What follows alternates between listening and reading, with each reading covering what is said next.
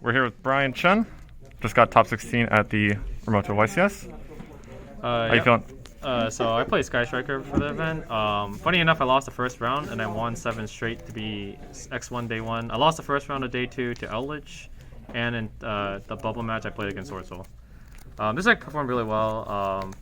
I won actually most of my die rolls like for once, and I would just like always open like Ray and then like Fusion Destiny or like There Can Be, and it's like it just wins you the game automatically.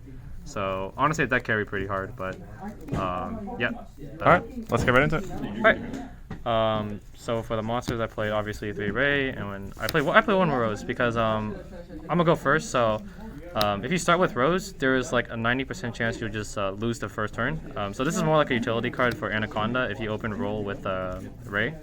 It also comes up sometimes where you can Phoenix Enforcer, pop their extra deck monster, and then cheat out a starter for the next turn. So that's what Ray's there for. Otherwise, it's just like a vanilla basically. So those are my 4 monster starters. And for the hand chest, I played 3 Ash, 3 Veiler, 2 Nibiru, and there's also Imperm too. I played 2 Nibiru because it's a high impact one, but it's really bad when you're playing the Phoenix Enforcer package and you don't have ways to get rid of it besides Droplet. And against some matchups, if they play around Nib, which actually happened in top 32, then it gets stuck in your hand and you can't even draw 2 with the Destiny Hero package, so that's why I played 2. Overall, I did okay, but that one instance was really bad. And then obviously the 2 best cards in my deck, Celestial and Dasher. Ah, yes. I actually drew this one a lot more than this, unfortunately, but it is what it is. I feel like that's the general consensus, right? Everybody draws Dasher more. Yep, unfortunately, my best friend. And then for the spells, I played Engage, best card in the game, 3 Widows, 2 Sharks, 1 Burner, 1 Hornet Bit, 1 Airspace, 1 Multi-Roll. This is just the normal ratio. I didn't play Booster because a lot of the times you're passing on Phoenix Enforcer, and if you don't Evo Booster Anaconda, it's honestly not that good, so that's why it's opted not to play it. And Jamie Warriors is obviously really bad this format, so yeah. That's all I played for the Striker spells.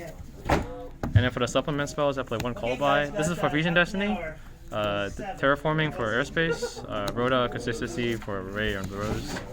I never got to add Celestial off of this to burn 500, but it might come up, I don't know. Also played 2 Prosperity. I didn't play 3 because it's like the worst card to draw after the first turn. Also, it's an easy setup, go second against like every single deck because you need a lot of extra deck, and if this is just a hand trap, it serves the same purpose, so that's why I played 2 Prosperity only. And it conflicts with Celestial, so it's really bad turn 2. And then 2 Droplet.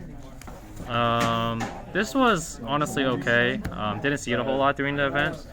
But it's used to get rid of the extra cards in your hand, and in this deck you can Widow Anchor, take their stuff, and then send it with Droplet. You can get rid of the DPE that's like stuck with like Fog Blade or like other stuff, and then make space. Also, like I said earlier, you can get rid of the nibs from your hand to draw 2 cards and access your deck a lot more. Did you ever like nib chain Droplet? No, I didn't get a chance to do that, but it should come up in theory, but never had the chance. The games were just like so like, it just like won so convincingly or just like lost so hard, so yeah. I wish I could do it once, but yeah, haven't had the opportunity to. And the last card was Fusion Destiny. And then for the traps, I played 3 Imperms and 3 There Can Be Only 1. If you flip this, there's a 99% chance you'll just win the game if you go first, so that's why I decided to play it. Against Sword Soul, if you just drew this card and you just set it and pass, you will live at least like 2 turns, so that's why you play that. And the Imperm is just the best hand trap I think right now, next to Ash.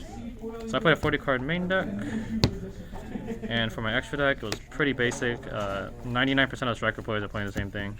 3 Chiz, 3 Kaguri, 2 Hayate, 1 Kaina, 1 Zeke, and then the Phoenix Enforcer package. This is honestly the reason why I think Sky Striker is like the best deck. Because on top of being able to answer your opponent's Phoenix Enforcer, you can summon your own. You can Widow take their stuff, you can Shark Cannon Anaconda to summon Phoenix Enforcers from your deck. So yeah, and that comes up a lot. So Synergize with Area 0. There's like so many just like random small things. You can play around evenly a lot by going set Airspace and then have DPE, so you can pop that and then something else.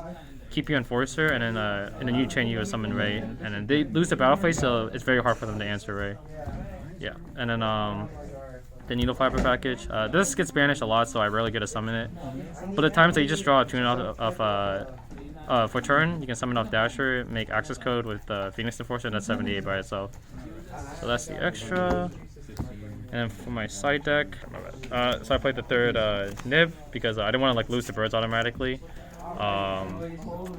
Yeah, otherwise I don't think if birds wasn't like a really good deck, I don't think you need 3 Nibs. So this is just really just for birds. And then the 2 artifacts. I play Sanctum too. Lance is good against certain matchups, and Scythe is obviously an auto win against most decks.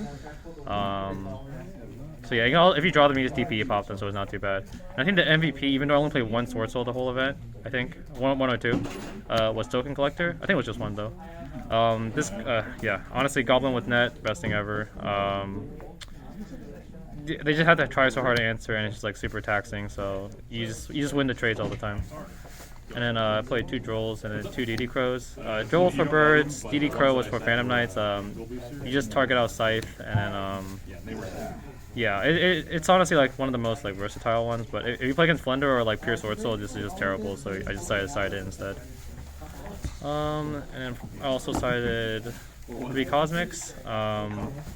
This is my only removal card. It's just not Twin Twist just because of Scythe. I wish I could play Twin, but it's just no reason that you can. Yeah.